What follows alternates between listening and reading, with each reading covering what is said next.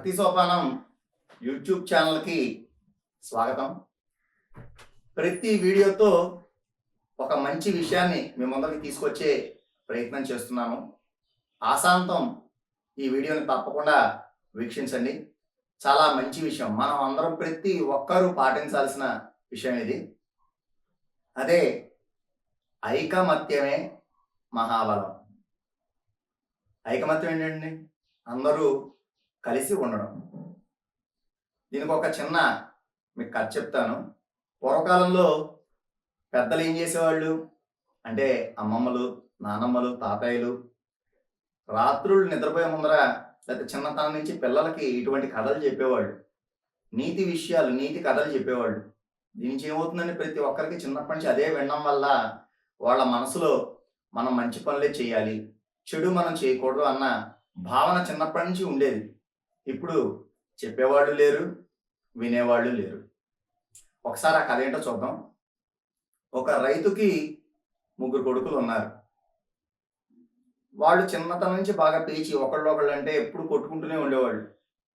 సరే చిన్నతనం కదా, పెద్ద అయిన తర్వాత తెలుసుకుంటారులే, వాళ్ళకి అర్థమవుతుందిలేని చిన్నతనంలో వాళ్ళు ఊరుకున్నారు. కొంత చెప్పడానికి ప్రయత్నించారు. పక్క వాళ్ళు కూడా చిన్నతనం కదండి, వాళ్ళు వింటారులే అని చెప్పి అంటే ఆయన ఊరుకున్నాడు. కానీ ఎంత ప్రయత్నించినా వయసు పెరుగుతోందే కానీ వాళ్ళల్లో ఆ కొట్టుకోవడం ఆగలేదు. ఈయన బాగా పెద్దవాడైపోయాడు, కొన్నాళ్ళకి మంచం పట్టాడు. వీళ్ళు ఏమాత్రం మారలేదు. అప్పుడు ఓ రోజు వాళ్ళందరినీ పిలిచాడు. ఆ రైతు తన కొడుకుల్ని 3 పిలిచాడు అనమాట. పిలిచి ఒక్కొక్కరిని ఒక్కొక్క కర్ర తీసుకురమ్మన్నాడు, చిన్న పుల్లల లాంటివి. వాటిని విరవండి రా అన్నాడు. వాళ్ళు అర్థం కాక ఎందుకు చెప్తున్నాడో తెలియకపోయినా సరే తండ్రి చెప్పాడు కదా అని దాన్ని విరిచే ప్రయత్నం చేశారు. చాలా సులువుగా ఆ కర్ర విరిగిపోయింది. తర్వాత ఆయన మళ్ళీ మీరు ఒక్కొక్కరు ఒక్కొక్క 5 పుల్లలు మీరు తీసుకొని ఒకసారి విరవండి అన్నాడు. సరే తండ్రి చెప్పాడు కదా అని మళ్ళీ ఒక్కొక్కళ్ళు 5 పుల్లలు, ఇందాక ఒక పుల్ల ఇచ్చారు, ఇప్పుడు 5 పుల్లలు పట్టుకొని విరిచే ప్రయత్నం చేశారు. కొంత కష్టమైంది. మొదటి పుల్లంతా సులువు కాకపోయినా 5 పుల్లలు కదా ఇవి, కొంచెం గట్టిగా ప్రయత్నిస్తే అవన్నీ విరిగిపోయాయి అన్నమాట. వాడు సంతోషంగా తండ్రి చూపించారు, ఇలా చూడండి కొంచెం కష్టపడ్డాము, విరిగిపోయాయి. సరే ఈసారి ఆయన ఏమన్నాడంటే ఒక మోపు అంటే ఏంటంటే కొన్ని కర్ర పుల్లలు కలిపి చుట్టి కట్టేసి దాన్ని మనం మోపు అంటాం. అంటే ఒక సుమారుగా 100 అనుకోండి. ఒక మోపు తయారు చేసి వాటిని విరవమన్నాడు. వాళ్ళందరూ సేకరించారు, ఒక్కొక్కళ్ళు ఒక్కొక్క మోపు కట్టారు. కట్టిన తర్వాత దాన్ని విరవాలని ప్రయత్నించారు. ఎంత ప్రయత్నించినా వాళ్ళ శక్తినంతా దాని మీద పెట్టి ఎంత ప్రయత్నించినా ఆ మోపు, ఆ పుల్లలు విరగలేదు. అప్పుడు తండ్రి ఆ పిల్లలందరికీ చెప్పాడు ఇలాగ, నాయనలారా చూడండి, మీరు చిన్నప్పుడు పెంకితనం, తెలిసి తెలియని వయసు, అప్పుడు మీరు అల్లరి చేస్తుంటే ఊరుకున్నాను. ఇప్పుడు చూడండి మీరు చాలా పెద్దవారయ్యారు, బాధ్యత అనేది మీకు ఉండాలి, బాధ్యతతో ప్రవర్తించాలి ప్రతిరోజు. మీరు ఎప్పటికీ ఇలాగే ఒకరికొకళ్ళు మీరు ఐకమత్యం లేక ఉన్నారు. మొదటి పుల్లని నేను ఇచ్చాను, మీరు ఎంతో సులువుగా విరిచేశారు. అది మీ ఒక్కొక్కళ్ళు లాంటిది. అది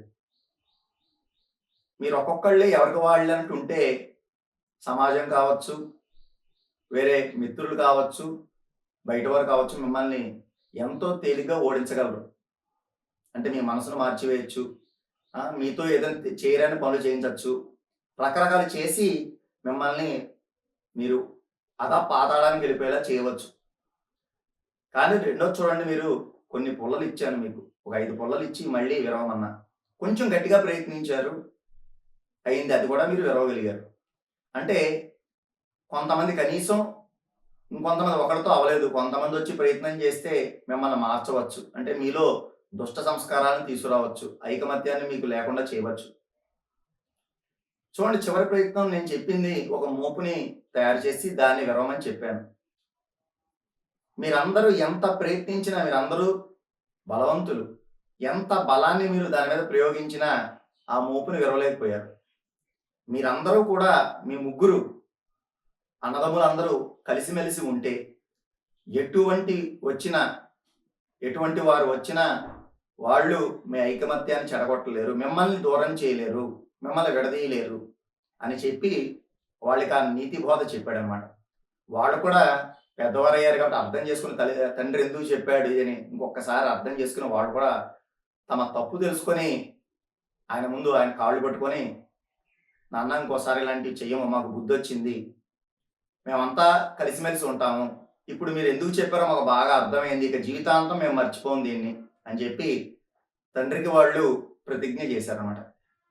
ఆయన చేతిలో చేయి వేసి మేము ఎప్పుడు కలిసే ఉంటాము జీవితాంతం అని చెప్పి ఆయనకు ఆ మాట ఇచ్చేసరికి ఆయన చాలా సంతోషించాడు. ఇలా ప్రతి ఒక్కరూ పాటిస్తే ప్రతి కుటుంబం ఎంత బాగుంటుందండి. ఇదివరకు ఇందాక చెప్పినట్టు మన అమ్మమ్మలు అవ్వచ్చు, నానమ్మలు అవ్వచ్చు, తాతయ్య అవ్వచ్చు, ఇంట్లో తల్లిదండ్రులు అవ్వచ్చు, ప్రతిసారి ప్రతిరోజు పడుకోబోయే ముందర ఇలా ఒక నీతి కథ, ఎందుకంటే పిల్లల్ని పడుకోబెట్టాలని వాళ్ళు కథలు అడిగేవారు, నీతి కథలు చెప్పేవాడు అనమాట ఇలాంటివి. అందుకని చిన్న వయసు నుంటే వాళ్ళ మెదడులో మంచి మంచి మంచి చెడు అనేది ఉండేది కదా. ఎందుకంటే ప్రతి కథలోనూ చెడుని ఎలాగ మనం జయించాలి, మంచి అనేది ఎందుకు జీవితంలో అది ఉపయోగపడుతుందని చెప్పి ప్రతిరోజు నీతి కథలే చెప్పేవాళ్ళు. ఈ రోజు ఒక్కసారి మనం ప్రస్తుత సమాజానికి వచ్చి చూస్తే గనక ఈ నీతి కథలు చెప్పేవారే లేరు. ఎక్కడో ఓ చోట చెప్పినా దీన్ని ఆచరించేవారు కూడా కరువయ్యారు. మనం ఒక కుటుంబాన్ని చూస్తే గనక ఆ కుటుంబంలో సఖ్యత లేదు, తల్లిదండ్రులకి సఖ్యత లేదు, తల్లిదండ్రులకి పిల్లలకి సఖ్యత లేదు, అన్నదమ్ములకి సఖ్యత లేదు, అక్కా చెల్లెలకి సఖ్యత లేదు, అన్నా చెల్లెలకి సఖ్యత లేదు. మనం ఎక్కడో సమాజం గురించి ఆలోచించవలసిన అవసరం లేదు. ఒక ఇంట్లో వాళ్ళకే సఖ్యత లేదు. ఎందుకంటే ఇది వరకు పెద్దలంతా కూడా వాళ్ళు చెప్పేది మనము మనము మన కుటుంబము మనము అని చెప్పేవారు. ఇప్పుడు ప్రతి ఒక్కటి కూడా నేను, ఎవరికి వారే యమునా తీరే, అందరూ కూడా ఎవరికి వారే అన్నట్టు ఉంటే నేను నేను నేను ఏ పని చేసినా నేను. ఒక బయటికి ఇదివరకు వెళ్దామంటే అందరూ కలిసి వెళ్దాం అనేవాళ్ళు. ఇప్పుడు నేను ఏదైనా ఒకటి తీసుకొస్తే అందరూ పంచుకునేవాళ్ళు, మనం తిందామని. ఇప్పుడు నేను నేను నేను ఇది ఒకటనే కదండి, నేను కొన్ని ఉదాహరణలు మాత్రమే చెప్పాను. ప్రతి దాంట్లో నేనే. చివరికి మనిషి ప్రాణాపాయ స్థితిలో ఉన్నా కూడా నేనే. మన దగ్గర ఉన్నదంతా దాచుకోవడమే. కనీసం అత్యవసర పరిస్థితుల్లో ఇదివరకు కుటుంబం అండగా ఉండేదండి. ఎవరికైనా ఆపద వస్తే అండగా ఉండేది. మనం పాతకాలపు సినిమాలు కూడా చూస్తే మనం ఇదే చూడవచ్చు. ఆ సినిమాలు ఆ నిర్మాతలు, ఆ దర్శకులు కూడా వాళ్ళు ఒక మంచి నీతి చెప్పేవారు. ఒక సినిమా ద్వారా, ఒక చలనచిత్రం ద్వారా సమాజానికి నీతి అందేది. ఉమ్మడి కుటుంబాలు ఏదైనా వాళ్ళలో వాళ్ళకి మనస్పర్ధలు వస్తే వాళ్ళు ఎలా మళ్ళీ దాన్ని పరిష్కరించుకున్నారు, అందరూ ఎలా మళ్ళీ కలిసిపోయారు, ఇలాంటి కథలు ఉండేవి. ఎవరికైనా ఆపద వస్తే వాళ్ళలో వాళ్ళ కుటుంబం వాళ్ళు ఆదుకోవడం, కలిసిమెలిసి ఉండడం, వాటన్నిటినీ వాళ్ళు ఎదురేదడం ఇవన్నీ ఉండేవి. ఇప్పుడు ఎవరికి ఆపద వచ్చినా చివరికి ప్రాణం పోయినా సరే లాగా చోద్యం చూస్తున్నారు తప్పిస్తే ఎవ్వరూ కనీసం మాట సాయం లేదు, డబ్బు సాయం లేదు, మనం ఉన్నాం మీకు మనం ఉన్నామన్న ధైర్యం లేదు. అన్నిటికీ దీనికి కారణం నేను. డబ్బులుండి ఏం చేసుకుంటామండి? పోయేటప్పుడు తీసుకుపోతామా? అంతా నేను నేను నేను నేను నా కుటుంబం, నేను నా కుటుంబం, నేను డబ్బు, ఇవే మనం ఆడిస్తున్నాయి. ప్రపంచం అంతా ఇప్పుడు ఆడించేది ఈ రెండు విషయాలే. ఈ నేను అనేది పోకపోతే మనిషి ఎదగలేడు, ఎప్పటికీ కలవలేరు ఎవరో కూడా. ఇప్పటికే మనం చూస్తున్నాం, మొత్తం చెల్లాచెదురైపోయింది, అస్తవ్యస్తం అయిపోయింది మొత్తం. ఈ చలనచిత్రాల ద్వారా ప్రస్తుతం వస్తున్న ఈ చలనచిత్రాలు, సామాజిక మాధ్యమాలు, దాంట్లో వచ్చే రకరకాల వీడియోలు, వీటన్నిటిని చూస్తూనే పెరుగుతున్నారు చిన్నతనం నుంచి. పెద్దలు చెప్పే నీతి కథలతో కాదు. చిన్న పిల్లల నుంచి చేతిలో సెల్ ఫోను, ఆ సెల్ ఫోన్లో చూడరానివన్నీ చూడడం, లేదంటే స్నేహితులు మనం చూడకూడదని చూపించడం. దీని ద్వారా ఏమవుతుందండి, చిన్నప్పటి నుంచి మనలో చెడే బీజం. ఒక బీజం వచ్చిందంటే అదేమవుతుంది, పెరిగి వృక్షం అవుతుంది. ఎవ్వరికి ఇందాక నేను చెప్పినట్టు ఒక కుటుంబంలోనే ఐకమత్యం అనేది లేదు. దీనివల్ల ఏమవుతుందండి, ఒక ఇల్లు, ఒక ఊరు, ఒక సమాజం, ఒక దేశం సర్వనాశనం అయిపోతుంది. విదేశీయులు మనం చూసి, మన కళలు, మన సంస్కృతి చూసి వాళ్ళు ఇవి పాటించడానికి ప్రయత్నిస్తుంటే, మనము ఈ రకరకాల సామాజిక మాధ్యమాల్లో ఉన్న ఈ చెడునంతా మనం స్వీకరించి, మనం మన సంస్కృతిని వదిలేసి, మన భాషని వదిలేసి, మనం దేన్నో పట్టుకొని వేలాడుతున్నాం. మనకి ఎక్కడో పొరుగింటి పులకూరలాగా ఎక్కడో ఉన్న విదేశాలు మనకు నచ్చుతున్నాయి. మన దేశం మనకు నచ్చదు. మన కుటుంబం మనకు పడదు.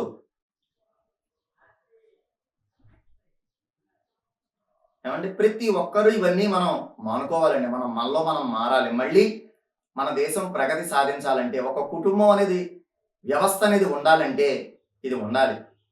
చివరికి పెళ్లి చేసుకున్న వాళ్ళు కూడా ఈ రోజుల్లో ఇదివరకు చూడండి కాపురాలు ఎలా ఉండేవో. కష్టమో, నష్టమో మన తల్లిదండ్రులు, మన తాత ముత్తాతలు వీళ్ళందరూ కూడా భరించారు. నేను భరించమని చెప్పట్లేదండి. మరి దుష్టులతో భరించమని నేను చెప్పట్లేదు. కానీ ఇప్పుడు చూడండి పెళ్ళిళ్ళు అతి త్వరగా పెటాకులవుతున్నాయి.